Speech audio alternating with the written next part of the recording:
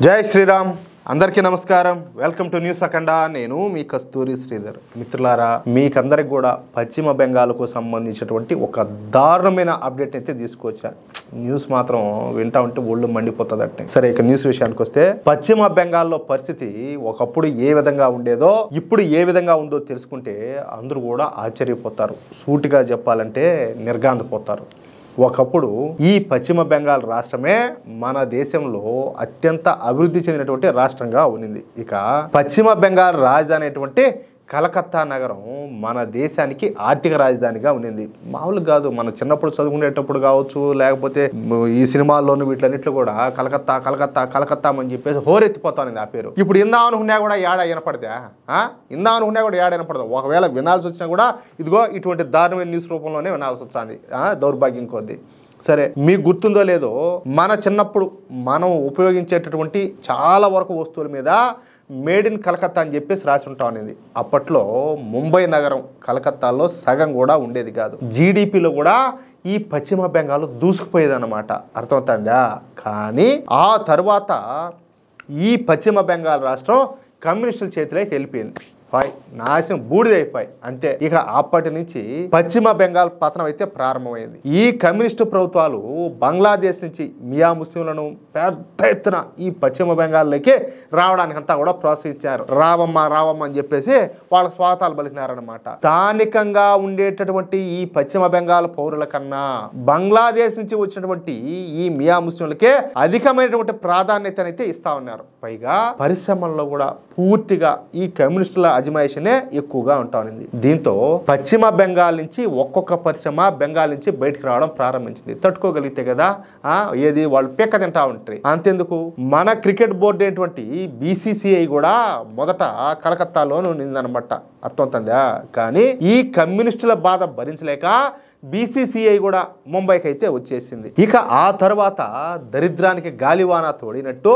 పశ్చిమ బెంగాల్ను ఈ మమతా బేగం ఉండదు కదా ఎవరు అభినవ శూర్పణఖ ఆవిడ పట్టుకునేది ఏల దెయ్యమే పట్టింది ఇక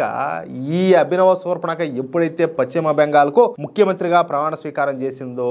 అప్పటి నుంచి పశ్చిమ బెంగాల్లో పరిస్థితులు ఇంకా దారుణంగా అధ్వానంగా తయారైపోయినాయి కమ్యూనిస్టుల పరిపాలనలో నాశనం అయిపోయినటువంటి పశ్చిమ బెంగాల్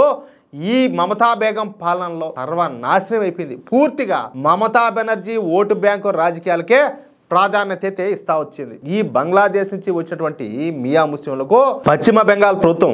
అధిక ప్రాధాన్యత అయితే ఇస్తా వాళ్ళు ఏమి చెప్తే అది చేయడం ఈ మమతా బేగం వంతైందనమాట ఏమిలా వాళ్ళు ఏదంటే అదే వాళ్ళు ఎట్టంటే అట్నే ఎందుకంటే వాళ్ళు గంప కొత్తగా తీసుకొచ్చి ఓట్లు దొబ్బుతారు మనం గెలుద్దాము మనకి ఇబ్బంది ఏమన్నది మనకి ఇప్పుడు అధికారం శాశ్వతంగా ఉండిపోతుందని చెప్పేసి ఈవిడ ఆశ అనమాట అయితే పూరిలో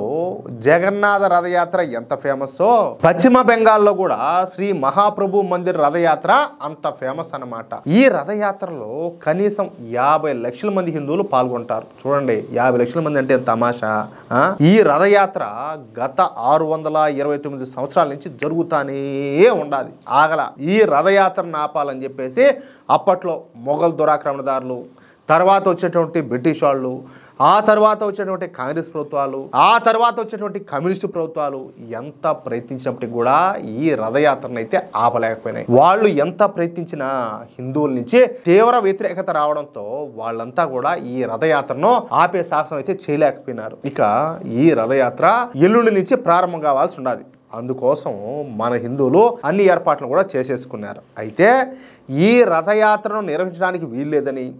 అర్థమవుతుందా ఈ రథయాత్ర మూలంగా శాంతి భద్రతలకు విఘాతం కలుగుతుందని చెప్పేసి ఈ రథయాత్ర ద్వారా కొందరి నమ్మకాలు దెబ్బతింటాయని చెప్తా ఈ అభినవ శూర్పణఖ అయినటువంటి ఈ మమతా బేగం ఈ రథయాత్రకు పర్మిషన్ ఇవ్వాల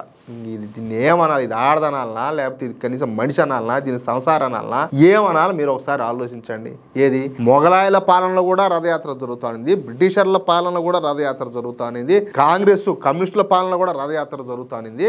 అట్టాడిది భద్రతా కారణాలు చెప్పి రథయాత్ర పర్మిషన్ ఇవ్వాల అందుకు కారణము అదే రోజు మొహరం పండగ ఉన్నదంట అర్థమవుతుందా అంటే వాళ్ళ కోసం గత 629 సంవత్సరాల నుంచి ఏ రథయాత్ర అయితే జరుగుతుందో దానికి బ్రేక్ వేయాలని చెప్పి ట్రై చేసింది దీన్ని ఏమనాలో కూడా నాకు అర్థం కావడం లేదు. అంటే మొహరం రోజున మన హిందువులు రథయాత్రలు చేస్తే ముస్లింల మనోభావాలు దెబ్బతింటాయి అన్న ఉద్దేశంతో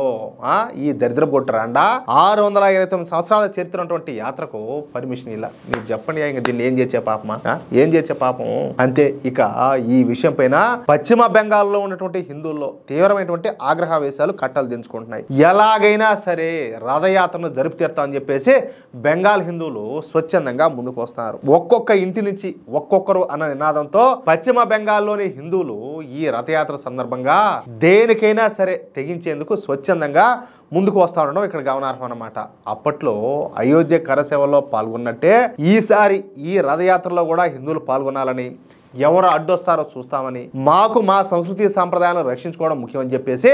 మన హిందూ సోదరులంతా కూడా ప్రకటిస్తూ ఉండడం ఇక్కడ మరో విశేషం. అంటే ఈ నాళ్ళకి వీళ్ళు హిందువులు అని చెప్పి గుర్తొచ్చిందా? సిగ్గులే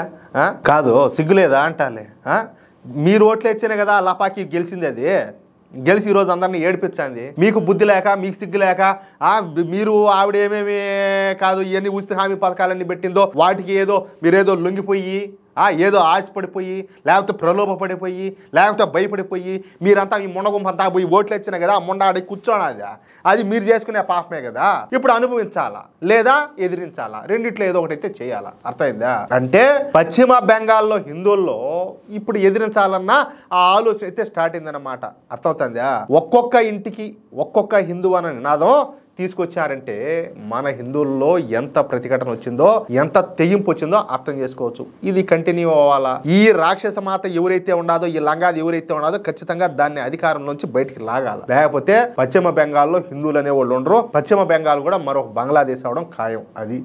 ఏం జరుగుతుందో, ఇంకా వాళ్ళ బతుకును వాళ్ళ భవిష్యత్తును వాళ్ళు ఏ విధంగా తీర్చిదిద్దుకుంటారో చూద్దాం. పోతారా కాలగర్భంలో కలిసిపోతారా, లేకపోతే మూసుకొని మర్యాదగా ఏదే వీళ్ళలో మార్పు తెచ్చుకొని మారి మళ్ళీ దాన్ని తీసుకుపోయి పక్కన దొప్పుతారా, ఏం జరుగుతుంది చూద్దాం. అది కానీ